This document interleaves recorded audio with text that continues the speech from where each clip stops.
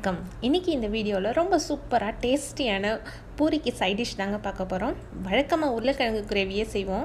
கொஞ்சம் வித்தியாசமாக இன்றைக்கி நம்ம கொஞ்சம் டிஃப்ரெண்ட்டாக செய்யலாம் வாங்க. இதுக்காக கடையில் 2 டேபிள் ஸ்பூன் எண்ணெய் ஊற்றிருக்கேன்.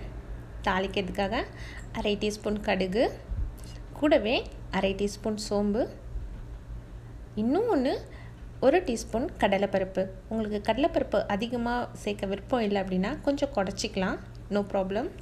இப்போது 1 இன்ச்சு இஞ்சியை குட்டி குட்டியாக நறுக்கி வச்சுருக்கேன், அதையும் இது கூட சேர்த்துக்கிறேன். கடலைப்பருப்பு இஞ்சி எல்லாம் நல்லா வறுபடட்டும். இப்போது காரத்துக்காக 2 பச்சை மிளகாய், எக்ஸ்ட்ரா காரம் வேணும்னா நீங்கள் இன்னொன்று கூட சேர்த்துக்கலாம். நறுக்கின கருவேப்பிலை, கூடவே ஒரு மீடியம் சைஸ் வெங்காயம், இதை நீல வாக்கில் நறுக்கி இதையும் இது கூட சேர்த்துக்கிறேன். எல்லாத்தையும் சேர்த்து நல்லா வறுபடட்டும். நல்லா எண்ணெயிலே நல்லா வதங்கட்டும். ஆனியன் எல்லாம் நல்லா வதங்கட்டும். ரொம்ப வதங்கிடக்கூடாது. ஒரு 90% நல்லா வதங்கினா போதும். வெங்காயம்லாம் ஓரளவுக்கு நல்லா வதங்கிடுச்சு பாருங்கள். பலன்னு நல்லா வதங்கிடுச்சு. இந்த ஸ்டேஜில் ஒரு சின்ன தக்காளியாக இருந்துச்சுன்னா 1 சேர்த்துக்கோங்க. பெருசாக இருந்துச்சுன்னா அரை தக்காளி, ஹாஃப் தக்காளி சேர்த்தாலே போதும். ரொம்ப தக்காளி சேர்த்தாலும் புளிப்பு டேஸ்ட் வந்துடும். அதனால் அது தக்காளி கொஞ்சம் கம்மியாகவே பார்த்துக்கோங்க. தக்காளி வெங்காயம் எல்லாம் நல்லா வதங்கட்டும். நம்ம இதுக்கு உருளைக்கிழங்கு எதுவுமே சேர்க்க போகிறதில்ல, அதனால இந்த வெங்காயம் தக்காளி மட்டும்தான். சொல்லப்போனால் எம்டி கிரேவின்னு கூட சொல்லலாம். உப்பு தேவையான அளவு, மஞ்சத்தூள் 1/4 டீஸ்பூன், இது 2த்தையும் சேர்த்து நல்லா வதக்கலாம்.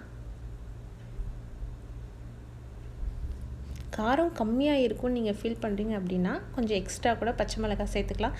இதில் காரம் முழுக்க பச்சை மிளகாவோட காரம் தான். தண்ணி, இப்போது இஞ்சி பச்சை மிளகாய் அந்த ஃப்ளேவர்லாம் இந்த தண்ணியில் நல்லா வெங்காயம் தக்காளியோடு சேர்ந்து நல்லா கொஞ்சம் ஒரு பாயில் வரட்டும். இதுக்கிடையில் நம்ம ஒரு பேஸ்ட் ரெடி பண்ணிக்கலாம். 1/2 டீஸ்பூன் கடலை மாவு எடுத்திருக்கேன். இந்த 1/2 டீஸ்பூன் கடலை மாவு கட்டிகள் எதுவும் இல்லாமல் தண்ணி விட்டு ஒரு நல்ல ஒரு பேஸ்ட்டு போல் ரெடி பண்ணிக்கோங்க. கொஞ்சம் லூஸாகவே ரெடி பண்ண இந்த பேஸ்ட்டை தண்ணியில் ஆட் பண்ணிக்கலாம். நல்லா ஒரு கொதி வந்ததுக்கப்புறம் இதை ஆட் பண்ணுங்கள். கொஞ்சம் கைவிடாமல் கிண்டுங்க, கட்டி போட்டுரும்.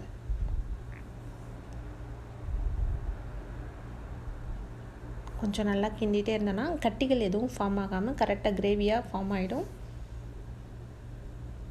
அப்படியே சூப்பராக டேஸ்டியாக இந்த கடலைப்பருப்பு கிரேவி நல்லா இருக்கும். பூரியோடு சாப்பிடும்போது கண்டிப்பாக ட்ரை பண்ணி பாருங்கள். இந்த கடலை மாவோட பச்சை ஸ்மெல் போகிறதுக்காக கொஞ்சம் நேரம் இது பாயில் ஆகட்டும். ஒருவேளை நீங்கள் தண்ணி கம்மியாக சேர்த்துருந்தீங்க அப்படின்னா கடலை மாவு நல்லா திக்காக கெட்டியாக பேஸ்ட் மாதிரி ஃபார்ம் ஆகிடும். அப்போது இன்னும் கொஞ்சம் தண்ணி ஆட் பண்ணி கூட பாயில் பண்ணுங்கள். ஆனால் கடலை மாவோட பச்சை ஸ்மெல் எல்லாம் கம்ப்ளீட்டாக போயிடணும், அந்த அளவுக்கு பாயில் ஆகணும். பாயில் ஆனிச்சுன்னா அவ்வளோ நல்லாயிருக்கும். கடைசியாக கொத்தமல்லி தூவி இறக்கிடுங்க. திருப்பியும் செக் பண்ணிக்கோங்க, நல்லா கடலை மாவு நல்லா பச்சை ஸ்மெல் எல்லாம் போயிடுற அளவுக்கு பாயில் ஆகணும். அப்போ தான் கிரேவி நல்ல டேஸ்டியாக சூப்பராக இருக்கும். அவ்வளோதான், சூடான புசுன்னு பூரியோட சர்வ் பண்ணி என்ஜாய் பண்ணுங்கள். இந்த வீடியோ உங்களுக்கு பிடிச்சிருந்துச்சின்னா நம்ம சேனலை சப்ஸ்கிரைப் பண்ணுங்கள். மறக்காமல் ஒரு லைக் கொடுங்க. தேங்க்யூ.